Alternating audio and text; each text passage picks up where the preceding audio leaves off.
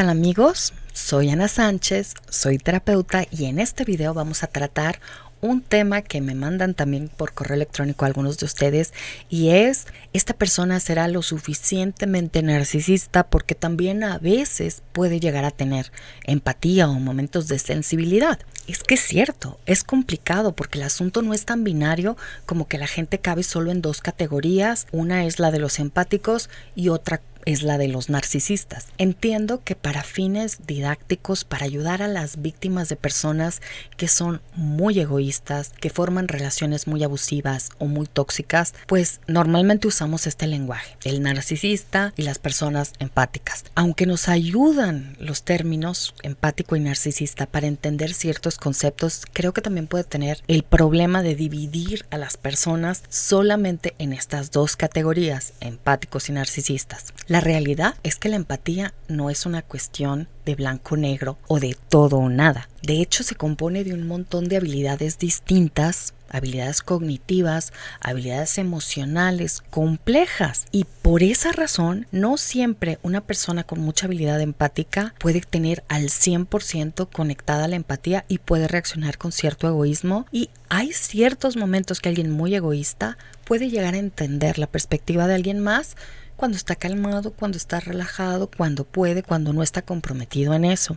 Ahora, esto no significa que no valga la pena hacer conciencia y pensar si estaremos actuando de una manera egocentrada o egoísta, si se nos pasó la mano en algo, si en algún momento no entendimos a otra persona cuando necesitaba ser entendida o si necesitamos escuchar mejor, ¿no?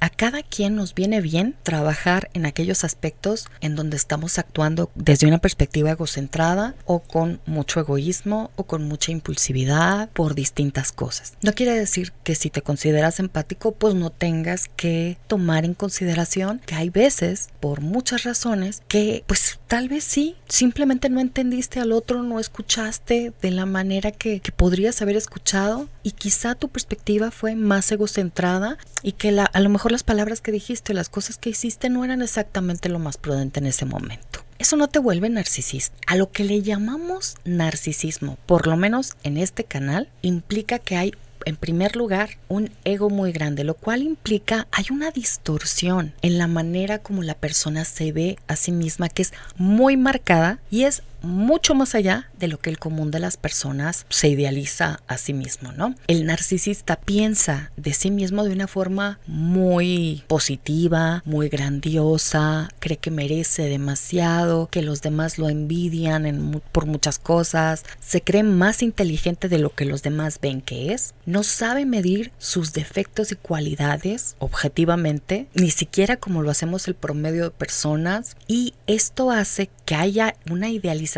excesiva. Idealización quiere decir hay una percepción casi delirante, muy distorsionada de sí mismo y de su propio valor. Ese es uno de los aspectos que tiene el narcisismo como rasgo global de personalidad. Esto es muy notorio porque se sienten más inteligentes de lo que otras personas ven que son. Se sienten más capaces y más hábiles de lo que los demás creen que son y creen que merecen más que las otras personas. Buenos tratos, trato preferencial, mejores oportunidades de trabajo, mejor sueldo, mejor todo que otras personas que hacen ese mismo trabajo. Luego, tienen una perspectiva muy egocentrada porque muchas veces o no pueden o no hacen el esfuerzo de entender el punto de vista de otras personas, pero también porque no consideran que el punto de vista de otras personas es tan valioso como el de ellos y actúan con un egoísmo mucho más allá de lo normal, es decir, usan a otras personas para que les den servicios, para que les proporcionen cosas, para que los admiren, para que les den validación y no observan de la misma manera las necesidades de ellos ni forman relaciones con otros que sean como de interdependencia en donde las necesidades de las dos personas o de todas las personas que conforman esa relación sean igual de importantes, sino ven a esas personas como una fuente de suplemento más que como una conexión personal, emocional. Pero aún estos rasgos, egocentrismo, ego muy grande y egoísmo, están, digamos, distribuidos en la población de manera como espectral. Esto quiere decir, hay un promedio de estos rasgos en la mayor parte de las personas. Hay muy pocas personas que tienen un poco de esto y hay muy pocas personas que tienen demasiado de esto, ¿no? Entonces es como del blanco al negro, pues casi todas las personas se pueden ubicar en estos rasgos de personalidad en diferente intensidad.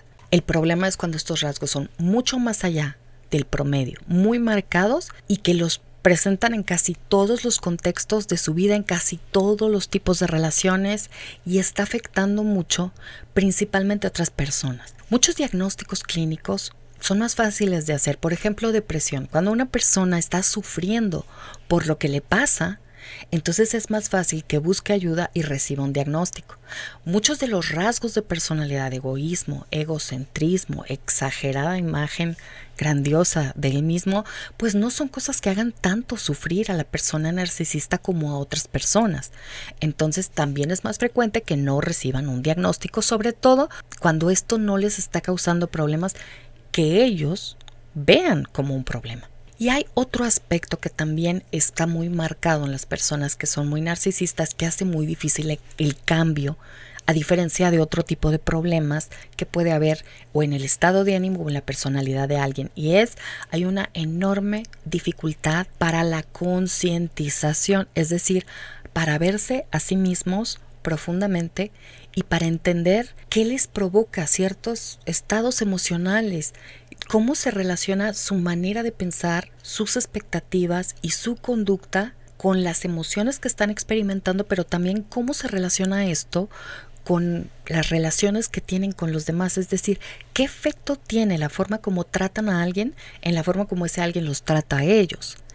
¿Qué consecuencia va a haber de sus palabras y sus acciones en los otros con más autoconciencia? Ellos normalmente tienen un locus de control muy externo en el que si hay algo que sale mal o hay alguien que se siente mal por lo que ellos dijeron, el problema está afuera, la culpa es del otro y no hacen un proceso de conciencia que es muy necesario para que podamos identificar errores y hacer cambios.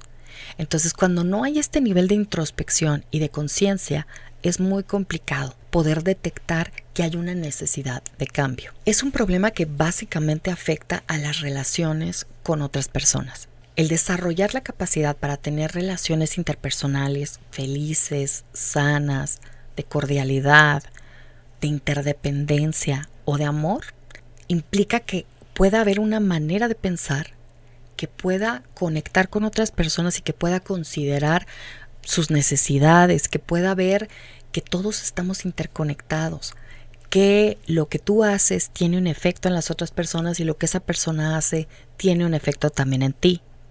Para poder considerar qué va a provocar en otro, la forma como los tratamos, las cosas que hacemos, las decisiones que tomamos, las cosas que les decimos, pues tenemos que tener esa capacidad de conciencia y ese entendimiento de la perspectiva de la otra persona y de sus necesidades emocionales y de sus reacciones emocionales también.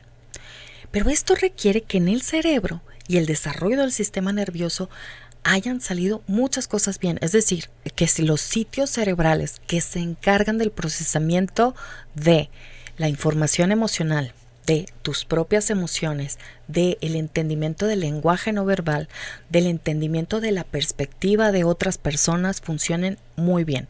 Entonces tiene que haber la capacidad para la sensibilidad empática y para el entendimiento de la perspectiva de las otras personas. Y también tiene que haber el desarrollo de la capacidad de prestarles atención, de escuchar y de entender cómo piensa y cuál es la necesidad que tiene esa otra persona. Y esto tiene mucho que ver con habilidades del sistema nervioso, habilidades cerebrales.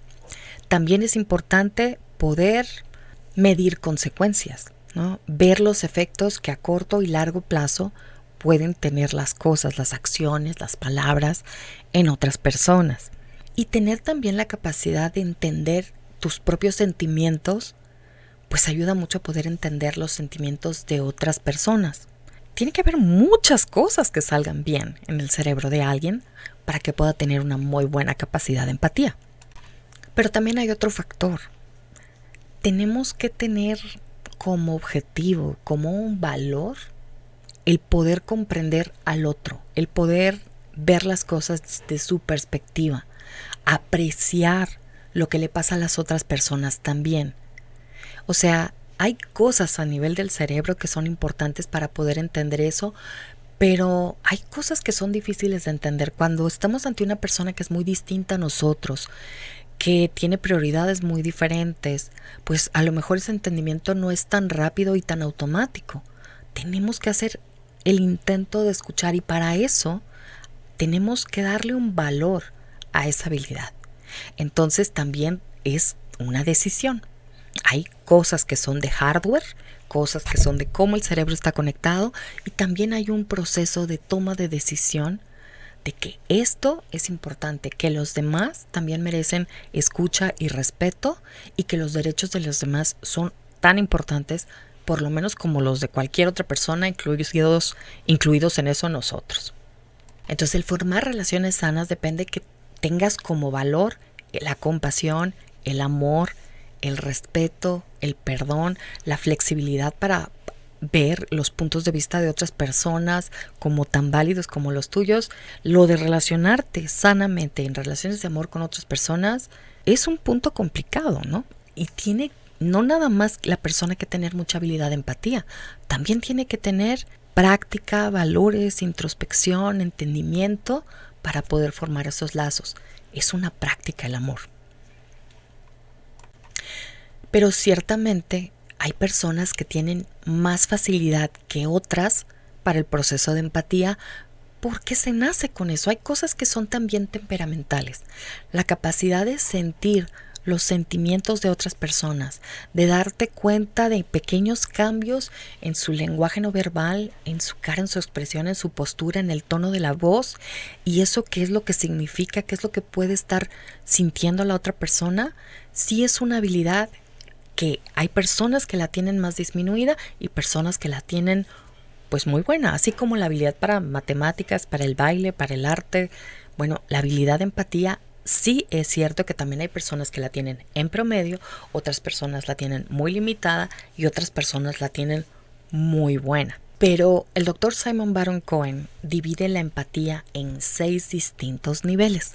No es binario, sino que es como una escalerita en donde hay de menos, que es la condición 0, hasta la de máxima empatía, que es la condición 6. De estos niveles voy a hablar un poco después, pero en esta ocasión me parece importante hablar de las condiciones de empatía que puede estar en ceros, porque son las que representan el mayor problema. Hay que considerar también que la empatía no es una sola cosa, son varias habilidades.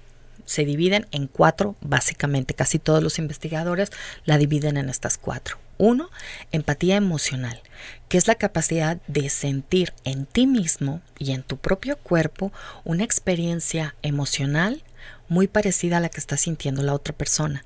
Ves a alguien triste, sientes en tu simulador de cerebro una emoción parecida de tristeza. No solo lo entiendes racionalmente, sino que experimentas algo similar. Ves a una persona enojada y sientes su enojo, sientes su tristeza, sientes su alegría, sientes su tranquilidad. Esta capacidad de sentir al otro se llama empatía emocional. Hay otro aspecto de la empatía que se llama toma de perspectiva. Es más cognitivo, es más racional. Es entender qué hay en la mente de esa persona. Qué tan maduro está, cómo piensa, por qué ve las cosas como las ve, qué lo mueve, qué lo motiva, qué lo hace sentir triste, dónde están sus vulnerabilidades. Todos estos procesos son más racionales. También hay una parte de la empatía que se usa sobre todo cuando la empatía se está desarrollando apenas en la adolescencia, en la infancia, y es tratar de ponerte en el lugar del otro, es fantasear. ¿Cómo me sentiría yo si me pasara a mí lo que le está pasando a esa persona? Este componente se llama fantasía. Y la preocupación empática o compasión, que esta es, no solamente sientes una emoción parecida a lo que siente la otra persona, no solamente entiendes su perspectiva, no solamente te pones en su lugar e imaginas cómo te sentirías tú si te pasara eso, sino que también entiendes bien qué tienes que hacer o qué puedes decir para mejorar el sufrimiento de otras personas, el dolor emocional o ayudarle con algún problema. Y es implicarte activamente en hacer algo por ayudar a otras personas. No todos los aspectos de la empatía están igual de dañados en todas las condiciones de empatía cero. Vamos a hablar específicamente de la empatía por desregulación emocional, la que muchas personas le llaman narcisismo vulnerable, que está muy ligado al trastorno borderline en la personalidad. No todas las personas que tienen problemas borderline en la personalidad tienen empatía cero. Es importante ver esto porque también en alguien que tiene el diagnóstico de personalidad border, la empatía puede estar en 0, en 1, en 2 o en 3. Y entonces, en la empatía cero, que es el nivel más bajo de empatía, hay personas que lo pueden llegar a experimentar por distintas causas que un narcisista. Entonces, en el nivel cero de la empatía de este estilo, de gente que es más dramática, más inestable, más cambiante, esta falta de empatía se debe a que hay una gran sensibilidad a sus propias emociones. Y esto lo digo porque a veces he escuchado también que las personas paz o muy sensibles son muy empáticas. Y esto no necesariamente es así. Y puede que haya personas que tengan mucha sensibilidad y también mucha empatía, pero hay personas que tienen mucha sensibilidad y no tienen empatía, y esto es muy diferente. Estas personas son altamente sensibles a estímulos sensoriales, a estímulos, a los cambios emocionales de las personas, son muy sensibles a todo lo que pueda representar para ellos posibilidades de ser rechazados, son muy sensibles a la vergüenza, son muy sensibles artísticamente hablando, son muy sensibles a muchas cosas, pero no por eso son muy empáticos, porque están muy conectados con su propia sensibilidad, no con la sensibilidad de otras personas. Por lo tanto, son muy sensibles a que otra persona les diga que no, les ponga un límite, no los trate como ellos esperaban ser tratados, no les diga lo que ellos esperaban escuchar. Y esto pasa desde que son chicos. Si los papás les ponen un límite, entonces se van del te amo al te odio muy fácilmente. Si ellos se sienten frustrados, ellos interpretan que es porque otra persona los está agrediendo. Entonces, si se frustran porque alguien les dice que no, o no hace lo que ellos querían, o no los trata como ellos esperaban, entonces empiezan a sentir que el otro los está agrediendo, los está lastimando. Entonces su sentimiento hacia la persona define mucho el cómo ven a esa persona, y no tienen como una consistencia de pensar, esta es la misma persona que yo amo, a la que yo respeto y quiero, con la que estoy enojada. Ese tipo de contradicciones en la experiencia de su cerebro no las puede manejar, entonces lo sienten como seccionado. Por eso estas personas a veces te aman, a veces te odian, se portan como si fueran otra persona contigo dependiendo a cómo ellos perciben, y te perciben de diferente manera de acuerdo a cómo se sienten. Pero eso sí, son muy impulsivos, son muy explosivos, y por lo tanto cuando están frustrados o enojados con alguien, ellos sí agreden mucho. Pueden gritar, insultar, aventar cosas, tener reacciones explosivas muy fuertes y tratarlos como si los odiaran. Incluso, por ejemplo, en ocasiones decir que eres una persona súper egoísta porque solamente estás encargándote de tus propios intereses y tus propias cosas y no te haces cargo de las suyas, sin notar para nada que quien está actuando bien es hostil y muy egoísta son ellos. Están tan conectados con ellos mismos, con sus necesidades, con sus preferencias, con sus expectativas, con sus sentimientos, que la verdad es que no tienen mucha conciencia de la verdadera perspectiva de otras personas. La toma de perspectiva como componente de la empatía está muy disminuido, porque traen demasiado ruido emocional que no les permite poner atención en el otro o entender la perspectiva de otros.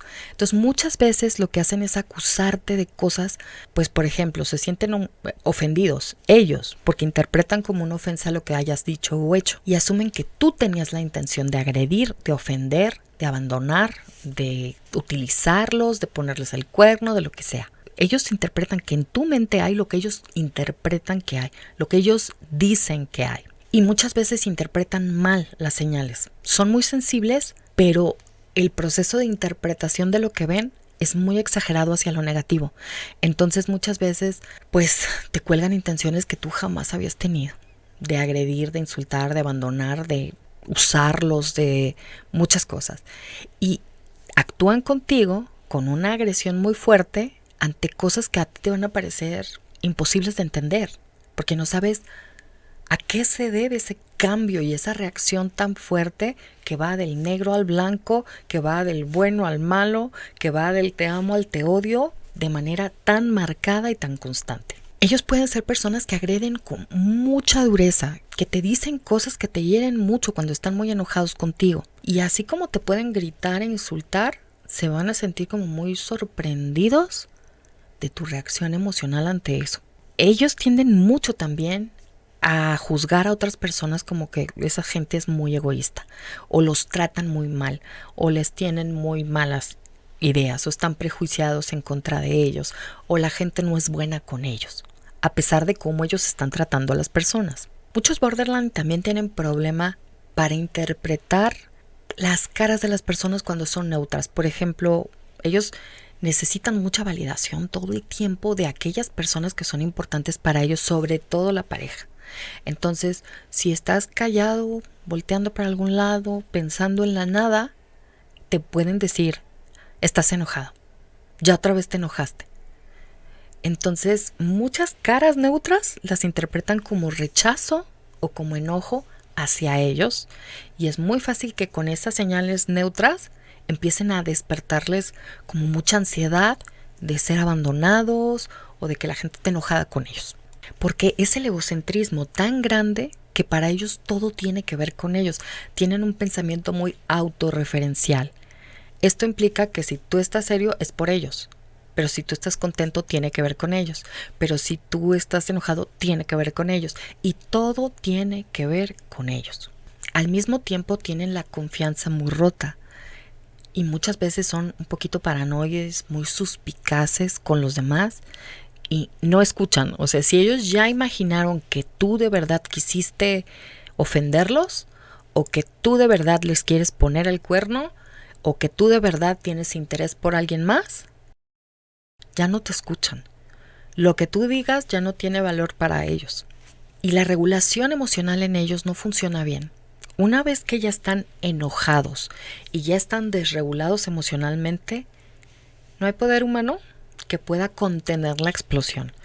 Pueden aventar puertas, gritar, decir cosas muy hostiles, y en algunos momentos también pueden tener actos de manejar muy rápido que pues corren riesgo, o de tomar decisiones demasiado impulsivas de aquí se rompe la relación y no quiero saber nada más, y ir y decirle a las personas eso, y al rato pues llegan arrepentidos porque ellos sí llegan a sentir como pena de lo que hicieron en muchas ocasiones y a tratarte como si nada de eso hubiera pasado. Pero en el momento que están actuando así, ya no funciona su capacidad para regular el enojo y tampoco para medir las consecuencias de lo que están haciendo o de lo que están diciendo. Y en esos momentos también pueden tener leves periodos como disociativos, en los que si tú les dices lo que te dijeron, los que tú sí escuchaste que sí te dijeron, te dicen que ellos no dijeron eso, que el enojado eras tú. Y te puede caber la duda de si esto es gaslight, pero la verdad es que a ellos sí les puede llegar a pasar que su memoria recuerda las cosas como ellos las vieron, como las entendieron, y así es como ellos van a recordar, y no como de verdad pasaron o no como tú viste que sucedieron. En general, el manejo de sus sentimientos es muy complicado porque sienten muy intensamente. En ese sentido, sí son muy sensibles. Y sus emociones son como una montaña rusa, suben y bajan, ¿no? Porque si están contentos es muy, si están enojados también es muy, si están enamorados también es muy, pero si te odian también es muy. Casi todos los sentimientos están a flor de piel y son muy marcados. Todo esto les causa tanto ruido emocional que no pueden conectar con otras personas. Esta intensidad emocional también la tienen para con ellos mismos.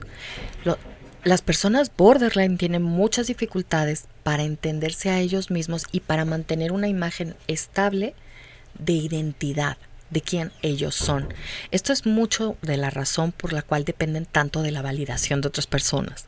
Necesitan estar con gente que les diga quiénes son. Necesitan como verse en el espejo.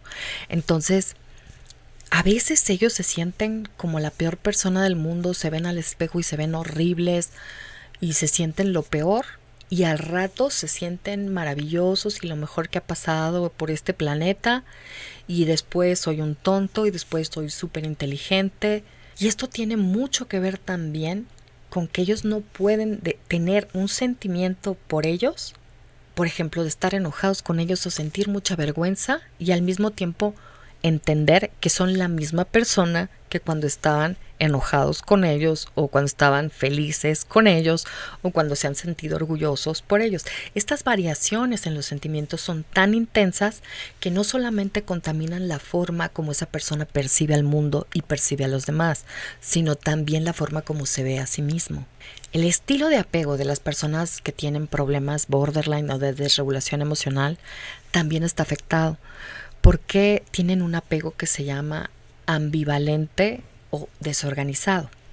Entonces tienen mucha necesidad de alguien que los dé estabilidad, que les dé amor, que les dé validación. Lo desean muchísimo y le temen mucho que esa persona lo abandone. En ese sentido pueden actuar como una persona que tiene un apego ansioso. Y sí, pero también una vez que consiguen que esa persona les haga caso, se enamore de ellos, les dé validación, lo empiezan a ver chiquito, o lo empiezan a invalidar y lo empiezan a agredir por cualquier cosa, para después volverlo a buscar y volverle a rogar y volverle a pedir que se quede con ellos porque es lo mejor que les ha pasado, y después ya no. Entonces literalmente pueden volver medio loco a alguien porque los amanodian todo el tiempo, y es muy extremo esta manera de los borderline de ver al otro como lo mejor y lo peor que me ha pasado, como alguien a quien amo y alguien a quien odio, como quiero que no me dejes, no me abandones, pero al mismo tiempo lárgate, vete, te odio. Todo esto para ellos es muy complicado, pero también para las personas que viven con ellos, porque cuando quieren a alguien lo quieren con mucha intensidad y después empiezan a hacer cosas para alejarlo. Los borderline también son muy manipuladores y son muy mentirosos. Mienten y engañan con cierta facilidad, y también cuando no logran lo que quieren de los demás, pueden llegar a autoagredirse, pueden llegar con amenazar con hacerlo, se pueden poner violentos, pueden tener reacciones que hacen que te dé miedo o irte o quedarte o lo que sea que quieran contigo, ¿no? O que quieran de ti. Los borderline también pueden llegar a tener con mucha frecuencia otros problemas asociados, o depresiones, trastornos de la alimentación como bulimia o anorexia, ludopatías, problemas con otro tipo de sustancias o adicciones, y es otra de las situaciones en las que la empatía sí está en ceros. Es tanto su ruido emocional que no pueden realmente entender al otro. Pero curiosamente estas personas no tienen los 4 aspectos de la empatía igual de dañados. Ellos pueden llegar a tener contagio emocional o empatía emocional. Lo que no pueden es entender la perspectiva de la otra persona. Hacen un uso inadecuado de la fantasía porque cuando se ponen en tu lugar no funciona mucho que puedan entender cómo se sentirían, porque sus sentimientos son demasiado exagerados. Por lo tanto, no actúan compasivamente. De hecho, son personas que a veces les puede desbordar ver a otra persona triste, o ver a otra persona enojada, o ver a otra persona que siente algo, porque necesitan que sea la otra persona o su entorno los que les den la estabilidad, los que los mantengan relativamente tranquilos. Y cuando no consiguen esto, pues entonces se empiezan a sentir muy ansiosos. Entonces muchas veces, lejos de ayudar a otro como el otro necesita ser ayudado, actúan pensando más en ellos cuando otras personas están pasando por dificultad. Entonces, la toma de perspectiva está afectada casi a ceros. La compasión también está muy afectada. Actúan mucho en torno a sus propias necesidades, y lo que funciona es el contagio emocional. Si hay mucha sensibilidad a pequeñas variaciones en el estado de ánimo de las personas, pero no entienden a qué se deben. Este es el caso en el que hay mucha sensibilidad, pero no hay mucha empatía. Las principales características del borderline son cambios en el estado de ánimo que son muy marcados y muy extremos. Hay mucha impulsividad.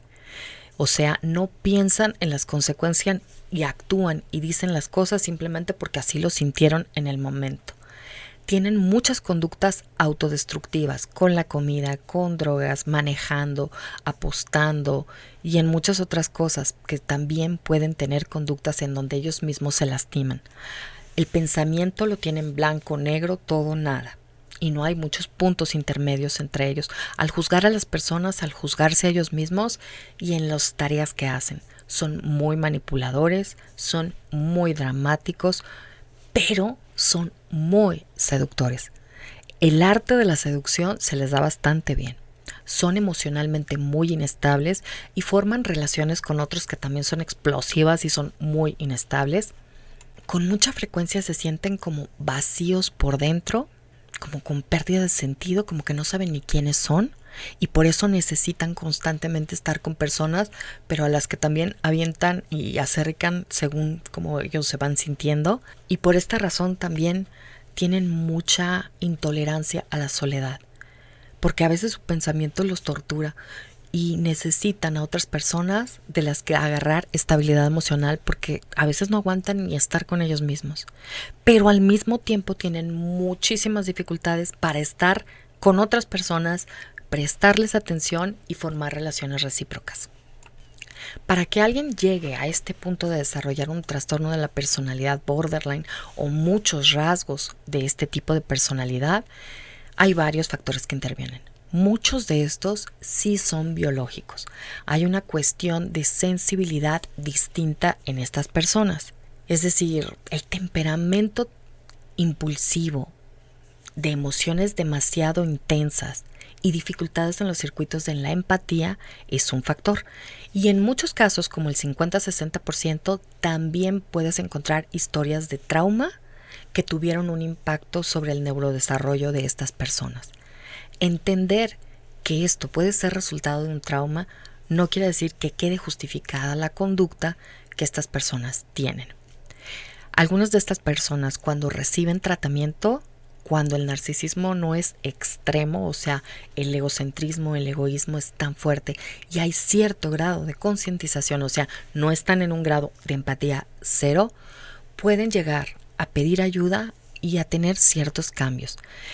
Estos tratamientos duran mucho tiempo, tienen que estar como en un tratamiento muy multidisciplinario entre psicólogos y psiquiatras, que son los que pueden manejar la regulación emocional y pueden ayudar a estas personas a integrar mejor su sentido de identidad y su permanencia en la forma de ver y su consistencia a la hora de ver a las personas. Pero es importantísimo recibir un tratamiento médico que pueda ayudarles con la regulación emocional. Cuando es muy fuerte la sintomatología, a veces el pronóstico pues no es tan bueno. Estas personas, cuando tienen algo de empatía, algo de conciencia, algo de sensibilidad empática y la capacidad de querer cambiar, con ayuda profesional pueden lograr grandes cambios. No es todas las veces, no todas las personas están interesadas en hacer ese proceso, pero a veces el cambio de las personas con las que conviven pueden ser de gran ayuda, pueden tener un impacto muy grande en ellos. Si tienes una persona con estos rasgos de personalidad, posiblemente el tipo de egoísmo y egocentrismo que tenga, el tipo de deficiencia de empatía que tenga, puede ser por esta causa. Y esto requiere un cierto tipo de manejo. Lo digo porque muchas veces las personas que están en nuestras vidas y que tienen este tipo de problemática, pues incluso pueden ser tus hijos. A lo mejor no es gente con la que tú quieres romper una relación completamente, pero sin el tratamiento adecuado puede ser muy complicado, ¿no? También puede ser que decidas que no te quieres quedar con esta persona porque no es ni tu hijo, no lo sientes como una responsabilidad tuya, o porque esa persona definitivamente no quiere hacer algo por mejorar esa situación. Esto se va complicando. El tratamiento de estas personas se puede complicar cuando hay otras comorbilidades como procesos adictivos que van todavía dañando más un cerebro que ya de por sí trae bastantes daños, bastantes cosas deficientes. Bueno, espero que esto pueda ayudarte a aclarar si este tipo de persona es la persona con la que, si esto te pasa con la persona con la que estás, que esto puede ser un poco diferente, así sea muy egoísta y así tenga también deficiencias en la empatía a la persona con la que estás. Te mando un enorme abrazo. Con cariño, Ana. Espero que esto pueda ayudarte a entender qué es lo que estás enfrentando si esta es la situación en la que se encuentra la persona con la que tú tienes una relación que te da problemas. Bueno, por favor, si te gustó el video, regálame un like. Si quieres recibir más información de este tema o de otro tema similar, por favor suscríbete al canal y puedes mandarme sugerencias de videos a este correo electrónico en donde me dan ustedes todas sus ideas. Esto es algo que vamos a estar trabajando durante 1 o 2 videos más para poder entender estas variaciones en la empatía, porque me está preocupando el hecho de que pronto si podemos entender esto como algo binario, empáticos y narcisistas nada más. Estas visiones polarizadoras rara vez nos llevan a un profundo entendimiento de las causas, de las situaciones en las que vivimos y de las cosas que nos pasan. Me despido con esto. Te mando un enorme abrazo. Con cariño, Ana.